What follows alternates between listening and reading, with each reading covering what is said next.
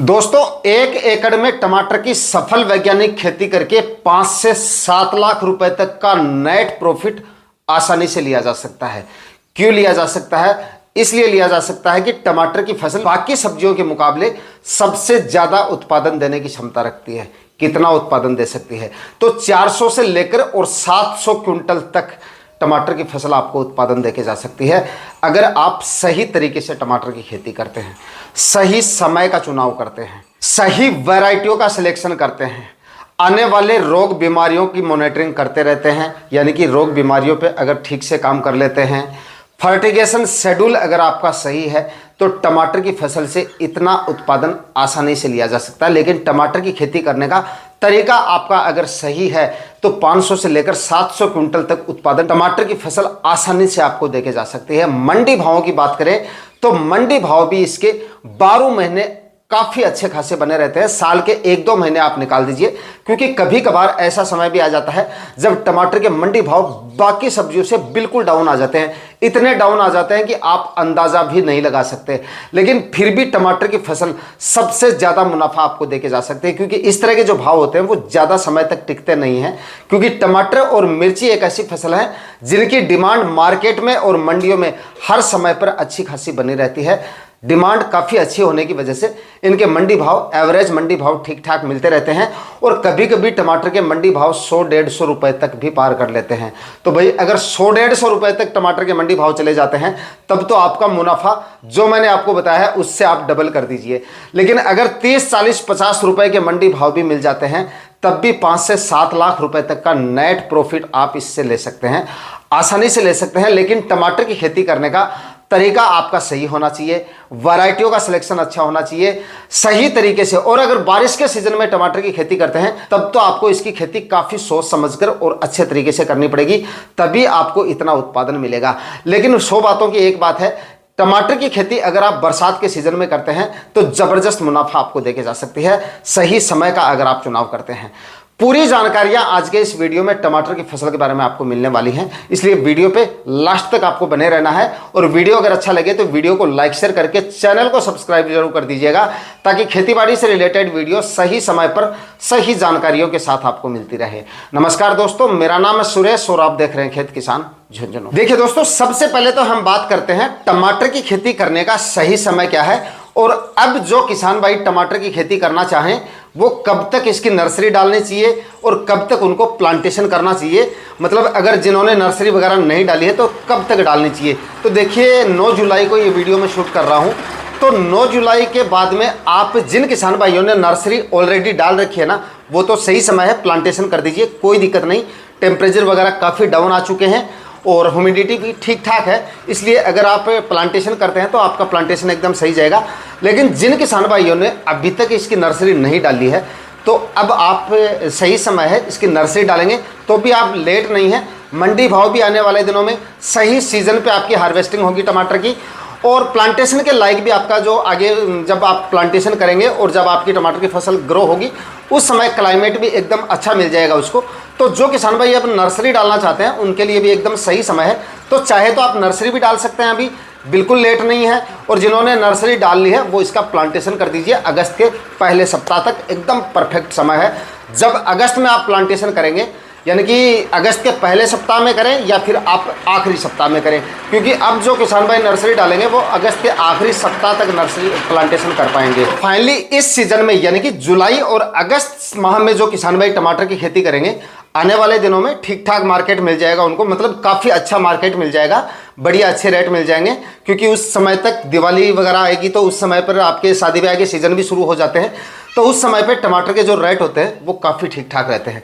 उसके बाद में इसकी जो खेती होती है वो होती है नवंबर-दिसंबर में, सर्दियों में इसको लगाया जाता है लो टनल के अंदर। उसके बाद में फरवरी-मार्च तक इसकी हार्वेस्टिंग जो है वो शुरू हो जाती है, उस समय भी काफ़ी ज़ोरदार रेट मिलते हैं। लेकिन फिलहाल की बात करें हैं तो जुलाई-अगस्त में अगर आप टमाटर की खेती करेंगे तो अच्छे रेट आपको आने वाले दिनों में मिल जाएंगे, बढ़िया मार्केट आपको टमाटर का मिल जाएगा। टमाटर की खेती करने का एकदम सही तरीका और ज़्यादा से ज़्यादा उत्पादन किस तरह से लिया जा सकता है, मतलब किस तरह से खेती करके आप टमाटर की खेती से जो उत्पादन मैंने आपको बताया है, यानी कि 400 से लेकर 700 क्विंटल तक अगर आपको उत्पादन लेना है तो किस तरीके से आपको टमाटर की खेती करनी पड़ेगी, सबसे पहले आपको इसी के बारे में जानकारी दे देता हूं। देखिए, बरसात के सीजन में अगर आप टमाटर लगा रहे हैं, यानी कि अगस्त माह में अब अगर आप तैयारियां करेंगे और अगस्त माह में अगर आपका प्लांटेशन होता है, तो वैसे तो आप ज़मीन पे ही इसकी खेती कर सकते हैं। मतलब स्टैकिंग वगैरह अगस्त माह में प्लांटेशन जिस टमाटर का होगा उसकी नहीं करनी पड़ेगी बारिश के लिहाज से, क्योंकि बारिश के सीज़न में अगर हम प्लांटेशन करते हैं, पहले मतलब अगर जिन किसान भाइयों ने प्लांटेशन कर दिया है उनको तो हो सकता है बारिश के सीज़न में काफ़ी ज़्यादा समस्याएं आ जाए, क्योंकि टमाटर का जो प्लांट होता है वो ग्रो करना शुरू कर लेता है और जिस समय पे फल फूल आने शुरू हो जाते हैं उस कंडीशन में आपका प्लांट आ जाता है और उस समय पे बारिश वगैरह होती है और उस समय पे आपकी टमाटर की क्रॉप ज़मीन पे रहती है, यानी कि स्टैकिंग नहीं करते हैं बरसात के सीज़न में आप, तब तो आपकी फसल काफ़ी ज़्यादा प्रभावित हो सकती है, उत्पादन काफ़ी कम निकलता है और उत्पादन की क्वालिटी भी काफ़ी ज़्यादा प्रभावित हो जाती है। लेकिन अगर आप अगस्त माह में आपका प्लांटेशन होता है तो उस समय तक आपको स्टैकिंग वगैरह करनी नहीं पड़ेगी, क्योंकि उस समय के बाद में आपका जो टमाटर जब ग्रो होगा, फल फूल आने शुरू होंगे, उस समय तक अक्टूबर माह जो है वो शुरू हो जाएगा, यानी कि सितंबर का करीब करीब महीना जो है वो बीत जाएगा। उस समय के बाद में बारिश वगैरह नहीं होती है, तो आप ज़मीन पे इसकी खेती कर सकते हैं, जो किसान भाई ज़्यादा खर्चा नहीं करना चाहें। लेकिन स्टैकिंग करके इसकी खेती करेंगे, यानी कि टमाटर के प्लांट को आप सपोर्ट दे देंगे, यानी कि हमारी भाषा में बोलते हैं अगर इसको बेल बना दोगे और आप इसको ऊपर चढ़ा दोगे तो इसका उत्पादन उतना ही निकलेगा जितना मैंने आपको बताया है वीडियो में पहले ही। अगर आपको ज़बरदस्त उत्पादन लेना है ना, तो आपको सपोर्ट देना पड़ेगा। सपोर्ट दे देंगे तो आपकी फसल भी हेल्दी रहेगी, स्वस्थ रहेगी, सबसे पहली बात। दूसरी, फल फूल आपको और भी ज़्यादा देखने को मिलेंगे, क्योंकि प्लांट जब ज़मीन पे रहता है काफ़ी ज़्यादा, जब हैवी हो जाता है टमाटर का प्लांट, काफ़ी ज़्यादा हैवी हो जाता है, उसके बाद वो ज़मीन पे गिर जाता है एक तरह से, और जो भाग उसका ज़मीन पे गिरता है उस भाग से मतलब ना ही तो हमें कोई ज़्यादा फल फूल मिलते हैं और ना ही वो भाग ज़्यादा ग्रो करता है। तो इस वजह से एक साइड उसकी पूरी तरह से खराब हो जाती है। तो अगर आप इसको स्टैकिंग करेंगे, थोड़ा सा नीचे से 1-1.5 फीट तक शुरुआत से आपको शुरुआत करनी पड़ेगी। बांस के डंडे ले लें और अच्छी क्वालिटी का बांस गाड़ दें, और इस तरीके से अगर आप स्टैकिंग करेंगे, हर प्लांट को अगर आप सपोर्ट दे देंगे तो काफ़ी ज़ोरदार उत्पादन आपको मिल जाएगा और ये खर्चा आपको बार बार करने की जरूरत नहीं पड़ेगी। अगर आप अच्छी क्वालिटी के बांस खरीदेंगे तो 2-3 सीजन आपको आराम से मिल जाएंगी इसकी। इस तरीके से अगर आप खेती करेंगे तो जो उत्पादन मैंने आपको बताया है वो उत्पादन आसानी से आप ले सकते हैं टमाटर की खेती करके। तो फाइनली भाई, अगर आप थोड़ा सा एक्स्ट्रा खर्चा कर सकते हैं और अच्छा उत्पादन अगर आप लेना चाहते हैं तो आप स्टैकिंग कर लीजिए, अच्छा उत्पादन मिलेगा, लेकिन खर्चा आपका थोड़ा सा ज़्यादा होगा। और अगर आप थोड़ा खर्चा कम करना चाहते हैं, इतना खर्चा नहीं कर पाए हैं, तो आप अगस्त माह में प्लांटेशन कर रहे हैं तो ज़मीन पे भी इसकी खेती कर सकते हैं, अच्छा उत्पादन आपको मिल जाएगा। और मंडी रेट तो वैसे भी अच्छे मिल ही जाएंगे, लेकिन उत्पादन भी आपको ठीक ठाक मिल जाएगा, लेकिन उतना अच्छा तो नहीं मिलेगा जितना अच्छा स्टैकिंग करने के बाद मिलता है। दोनों कंडीशन मैंने आपको बता दी है, जैसा आपको अच्छा लगे उस तरीके से आप इसकी खेती कर लीजिए, जोरदार उत्पादन आपको टमाटर की फसल से मिल जाएगा। अब बात कर लेते हैं टमाटर की सबसे बेस्ट और सबसे अच्छी वैरायटियों के बारे में। इस माह में अगर आप टमाटर की खेती करना चाहते हैं, बरसात के सीजन में टमाटर लगाना चाहते हैं और अभी अगर आप नर्सरी डालना चाहते हैं, तो कौन कौन सी वैरायटियों का आपको सिलेक्शन करना चाहिए, कौन सी वैरायटियों की मार्केट वैल्यू सबसे अच्छी मिलती है और कौन सी वैरायटियां सबसे ज़्यादा उत्पादन देके जाती हैं। सबसे बेस्ट और सबसे अच्छी जो वैरायटी है देसी सेगमेंट में आएगी, सेमिनस की अभिलाष वैरायटी है, उसका आप सिलेक्शन कर लीजिए। काफ़ी जोरदार वैरायटी है, मार्केट वैल्यू भी अच्छी मिल जाएगी और इसका उत्पादन जो है टमाटरों में सबसे अच्छा उत्पादन आपको ये दे जा सकती है। लेकिन देसी सेगमेंट में आएगी, देसी सेगमेंट वाला टमाटर अगर आपकी मंडियों में चल रहा है तभी आपको इसकी नर्सरी डालनी है, तभी इसका सिलेक्शन करना है। वरना अगर अंडाकार शेप वाला टमाटर आपकी मंडियों में चल रहा है तब आप सेमिनस की ही एक अंसल वैरायटी आती है उसका आप सिलेक्शन कर लीजिए। अंडाकार शेप में टमाटर चाहिए तो अंसल ले लीजिए, और अगर देसी सेगमेंट में टमाटर चाहिए मतलब गोल वाला टमाटर आपको लगाना है तब आप सेमिनस की ही अभिलाष वैरायटी का सिलेक्शन कर सकते हैं। दोनों ही वैरायटियां काफ़ी जोरदार वैरायटियां हैं, दोनों में से जो भी आपको मिल जाए उन्हीं का आप सिलेक्शन कर सकते हैं, या जो भी वैरायटी आपके एरिया में चले उसका आप सिलेक्शन करें। उसके बाद में दोस्तों एक क्लाउज कंपनी की ऋषिका वैरायटी आती है, उसका भी आप सिलेक्शन कर सकते हैं। यह भी अंडाकार शेप में आएगा, इसका भी उत्पादन काफी जोरदार निकल के आता है। उसके बाद में तो काफ़ी सारी वैरायटियां हैं। सिजेंटा कंपनी की हिमशिखर ले लीजिए, हिमसोना ले लीजिए, सिजेंटा की ही। बाकी तो और कोई वैरायटियां काफ़ी ज़्यादा हैं, लेकिन जो वैरायटियां शुरू में मैंने आपको बताई है वो अगर आपको मिल जाते हैं तो उन वैरायटियों का सिलेक्शन कर लीजिए। बाकी सारी अच्छी वैरायटियां हैं, सबसे अच्छा उत्पादन निकलता है। जो भी वैरायटियां बताई हैं सारी अच्छी वैरायटियां बताई हैं और इस सीजन के लिए सबसे अच्छी वैरायटियां हैं। दोस्तों, टमाटर की फसल भले आप चाहे किसी भी सीजन में कर लो, चाहे सर्दियों में कर लो, चाहे गर्मियों में कर लो, या फिर चाहे बरसात के सीजन में कर लो, एक ही समस्या सबसे ज्यादा देखी जाती है, अर्ली ब्लाइट और लेट ब्लाइट, यानी कि अगेता झुलसा और पछेता झुलसा। ये जो समस्या आती है, ये जो बीमारी आती है, ये टमाटर की फसल में सबसे ज़्यादा देखी जाती है और टमाटर की फसल में सबसे ज़्यादा प्रभावित करती है आपके ये उत्पादन को ये बीमारी। अगर समय रहते आप इसका कंट्रोल नहीं करते हैं तो देखते ही देखते पूरी फसल आपकी चौपट हो सकती है। इसलिए इस पर आपको सबसे ज़्यादा काम करना है। तो इसके लिए आप क्या कर सकते हैं, शुरुआत में आप जो है शुरुआत में हल्के फंगीसाइड लेके, मतलब फंगीसाइड पे आपको सबसे ज़्यादा ध्यान देना पड़ेगा। 10-15 दिन की जब आपकी फसल हो जाए तभी से आप फंगीसाइड के समय समय पर हर 7वें दिन आप स्प्रे निकालते रहें। शुरुआत में आप कार्बेंडाजिम और जो मैनकोजेब आता है इस तरह के फंगीसाइड आप इस्तेमाल कर लें। उसके बाद में सिजेंटा की अमिस्टार टॉप आती है, उसका आप इस्तेमाल कर लीजिए, जिसके अंदर एजेक्स्ट्रोबिन और डेफेनोकोनाजोल होता है, वो आप इस्तेमाल कर लीजिए। उसके बाद में दोस्तों टेबुकोनाजोल और एजेक्स्ट्रोबिन, इस साल्ट वाला कोई भी फंगीसाइड आप इस्तेमाल कर लीजिए। बायर का भी आपको मिल जाएगा या कोई और कंपनी का आपको मिल जाएगा, सिजेंटा का भी मिल जाएगा। इस तरह का फंगीसाइड आप इस्तेमाल कर सकते हैं। उसके बाद भी अगर आपको ब्लाइट वगैरह का प्रकोप दिखता है आपकी फसल में या प्रकोप हो जाता है, तब आप बायर की नेटिवो का इस्तेमाल कर सकते हैं। बायर का नेटिवो फंगीसाइड सबसे अच्छा है, लेकिन थोड़ा सा कॉस्टली जरूर रहेगा, लेकिन फिर भी अगर बीमारी हल्की फुल्की आपको दिखती है, कंट्रोल अगर नहीं होता है इस तरह के फंगीसाइड से, तो आप नेटिवो का इस्तेमाल कर लीजिएगा। टमाटर की फसल में अर्ली ब्लाइट और लेट ब्लाइट के लिए सबसे सही और सबसे अच्छा फंगीसाइड है। लेकिन अगर मैंने आपको बता दिया, अगर समय रहते आप कंट्रोल नहीं करेंगे, आधी से ज़्यादा अगर आपकी फसल बर्बाद हो चुकी है और उसके बाद में अगर आप फंगीसाइड वगैरह इस्तेमाल कर रहे हैं, तब तो भाई कुछ नहीं हो सकता। लेकिन समय रहते अगर आप नेटिवो का इस्तेमाल कर लेंगे तो ब्लाइट वगैरह की समस्या आपको अपनी टमाटर की फसल में देखने को नहीं मिलेगी। इस तरह के मतलब जो समस्या है वो आपको ज़्यादा देखने को मिलेंगी, तो इन पे थोड़ा सा आप काम कर लीजिएगा। उसके बाद में फर्टिगेशन जो है उन पे भी आपको काम करना है। फर्टिगेशन का सबसे ज़्यादा आपको ध्यान रखना है। शुरुआत में आपको क्या करना है, शुरुआत में आप एक तो ड्रेंचिंग कर दीजिए, आपका जो ह्यूमिक एसिड आता है उसका आप ड्रेंचिंग कर दीजिए 400 ग्राम प्रति एकड़ के हिसाब से, वो आप डाल दीजिए। उसके बाद में प्लांटेशन के 3 या 4 दिन बाद में एक फंगीसाइड का आप इस्तेमाल कर लीजिए। कार्बेंडाजिम 50% वाला फंगीसाइड है, ड्रेंचिंग कर दीजिए या फिर आप ड्रिप इरिगेशन से दे दीजिए 500 ग्राम प्रति एकड़ के हिसाब से। 10 से 15 दिन की जब आपकी फसल हो जाए या 15 से 20 दिन से पहले पहले आपको एक फर्टिगेशन करना है NPK 19-19 का। फ्लोरिंग स्टेज में आगे जब आपकी फसल आती है तब NPK 1261-0 का फर्टिगेशन कर दीजिए। NPK 1261-0 में क्या होता है, 12% इसमें जो है नाइट्रोजन की मात्रा होती है और 61% इसमें फास्फोरस की मात्रा होती है। जिससे क्या होता है, जिससे आपकी टमाटर की फसल में जड़ों का विकास काफी अच्छे से होगा, व्हाइट रूट्स बनेंगी और व्हाइट रूट्स बनेंगी तो ब्रांचेस ज्यादा से ज्यादा आपको देखने को मिलेंगी। ज्यादा से ज्यादा ब्रांचेस देखने को मिलेंगी तो फल फूल आपको ज्यादा देखने को मिलेंगे।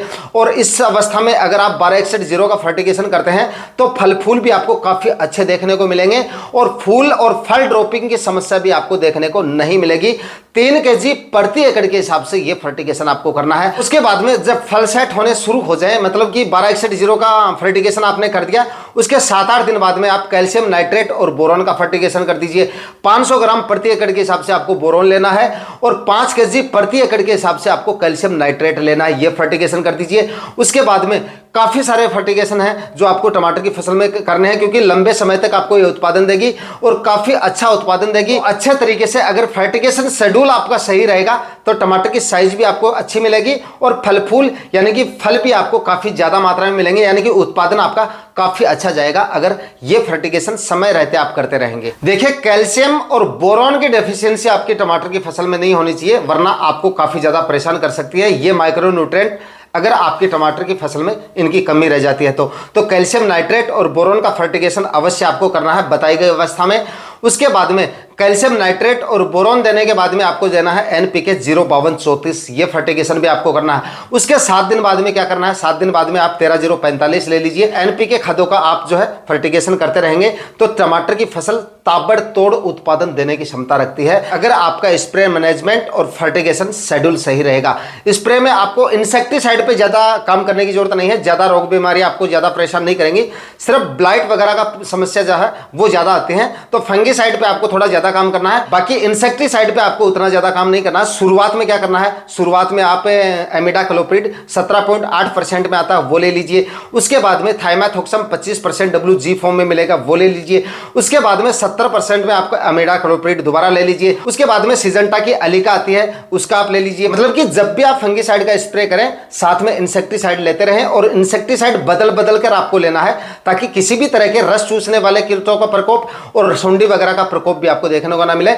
अलिका का इस्तेमाल कर लेंगे तो सुंडी का प्रकोप भी आपको देखने को नहीं मिलेगा आपकी टमाटर की फसल में। और अब बात करते हैं सबसे जरूरी टॉपिक पर, यानी कि जमीन की तैयारियां और डाले जाने वाले खाद उर्वरक। बेसल डोज में आपको क्या क्या डालना है, 4 कल्टीवेशन जमीन की तैयारियां करते समय 4 कल्टीवेशन कम से कम आपको करने हैं, तभी टमाटर की फसल से आप अच्छा उत्पादन ले पाएंगे। जमीन को अच्छे से आपको तैयार करना है, उसके बाद में बेड प्रिपरेशन का आपको कार्य करना है।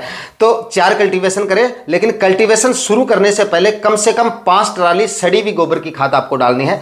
बरसात के सीजन में प्लांटेशन कर रहे हैं तो एकदम सड़ी हुई गोबर की खाद ही आपको डालनी है। कच्चा गोबर या अध कच्चा गोबर आपने डाल लिया तो आपकी टमाटर की फसल में काफी ज्यादा समस्याएं आ सकती हैं, इसलिए सड़ी हुई गोबर की खाद ही आपको डालनी है। 1 बैग डीएपी खाद का आपको लेना है, 50 केजी प्रति एकड़ के हिसाब से, 30 केजी म्यूरेट ऑफ पोटाश आपको लेना है, और 500 ग्राम फंगीसाइड जरूर ले लीजिए। बरसात के सीजन में अगर आप प्लांटेशन कर रहे हैं कार्बनडाजिम ले लीजिए 50% वाला, और 25 केजी यूरिया खाद। सभी खादों का मिश्रण तैयार करके आखिरी कल्टीवेशन करने से पहले डाल के उसके बाद में आखिरी कल्टीवेशन करें। लेकिन कल्टीवेशन मैंने आपको बता दिए 4 कल्टीवेशन आपको करने हैं। आखिरी कल्टीवेशन करते समय सुनिश्चित करें कि जमीन जो है आपकी वो एकदम समतल हो गई है और मिट्टी एकदम भुरभुरी हो जानी चाहिए। मिट्टी भुरभुरी होगी तभी आपको उत्पादन अच्छा मिलेगा और बेड की क्वालिटी भी तभी आपकी अच्छी होगी। एक रोटावेटर निकलवा लीजिएगा जब भी आप गोबर की खाद डालें। गोबर की खाद डालने के बाद में पहला कल्टीवेशन आप रोटावेटर से करवा दीजिए ताकि गोबर की खाद की जो डलियां हैं और मिट्टी की जो डलियां हैं वो अच्छे से जमीन के अंदर मिक्स हो जाए, यानी कि खाद अच्छे से मिक्स हो जाएगी और मिट्टी को भुरभुरा करने का काम भी आपका रोटावेटर करता है। इसलिए रोटावेटर से एक कल्टीवेशन जरूर करवा लीजिए। उसके बाद में एक कल्टीवेशन आप कल्टीवेटर से करवा लीजिए।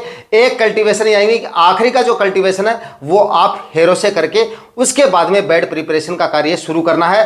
5-5 फीट की दूरी पर बेड बनाने हैं अगर आप जमीन पे इसकी खेती कर रहे हैं और बरसात के सीजन में खेती कर रहे हैं। दोस्तों, चाहे आप प्लांट को जमीन पे रखें, मतलब कि सिंपल विधि से इसकी खेती करें, और चाहे आप इसकी स्टैकिंग करें, प्लांट को चाहे आप ऊपर चढ़ाएं, 4-4 फीट की दूरी पर आपको बेड बनाने हैं। मतलब बेड से बेड की दूरी आपको 4 फीट रखनी है और प्लांट से प्लांट की दूरी आपको 1 फीट रखनी है। इस तरह से आपको बेड बनाने हैं, मतलब 4-4 फीट की दूरी पे बेड बनाने हैं।